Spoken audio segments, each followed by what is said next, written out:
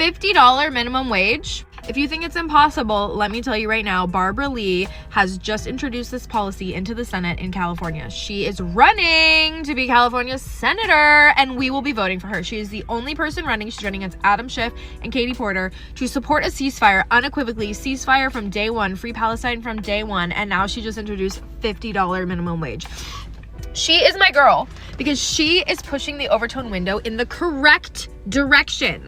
And of course, the media is already painting her as like, ooh, is she too far left? Like, is she gonna make it? She'll make it if we vote for her. I am so sick and tired of neutral, lukewarm Democrats running off of like their sadness over Trump and basically nothing else. I want a Spitfire black woman from Oakland to come out guns blazing with $50 minimum wage, because that is what we need to survive. Let's start the conversation there. Let's start the conversation at $50 minimum wage, and then maybe we can back it up if you have something better to offer. I mean, $50 an hour is $100K a year. If you think you need $100K to survive, like solo, no, that's crazy. The interesting thing that I've always found out about the minimum wage argument is people who are campaigning for a higher minimum wage, it seems as if they act that no other prices change. It's not like we live in a vacuum where you can increase minimum wage and not have any other repercussions in terms of your housing, your insurance, your food. Obviously, all these things are going to be priced accordingly. The nominal value of your pay really doesn't matter.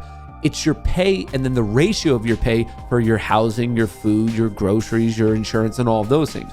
We need to fix the ratio, the cost relative to the average income. By simply saying we want to increase the average income, well, what do you mean? You would be better off getting paid $5 an hour if you only had to use 10% of your income to pay for your life versus being paid $100 an hour if you had to use 80% of your pay to pay for your life. So it's the ratio that matters here. And that is never, ever brought up in these discussions of average pay. And a lot of the times they're just like, yeah, no, magically, if we get paid more, it'll be fine. If you increase the average, like, or really just the minimum pay, everything else is going to follow. The focus should be on improving the ratio, bringing housing down on a relative basis to the average income, bringing insurance down, bringing groceries down on the relative basis. The magnitude doesn't matter. It's the ratio, and that's never ever really discussed. Like what she's campaigning for, this lady who's obviously not informed, is basically saying, let's make inflation worse. And she doesn't even realize what she's saying. It's ridiculous.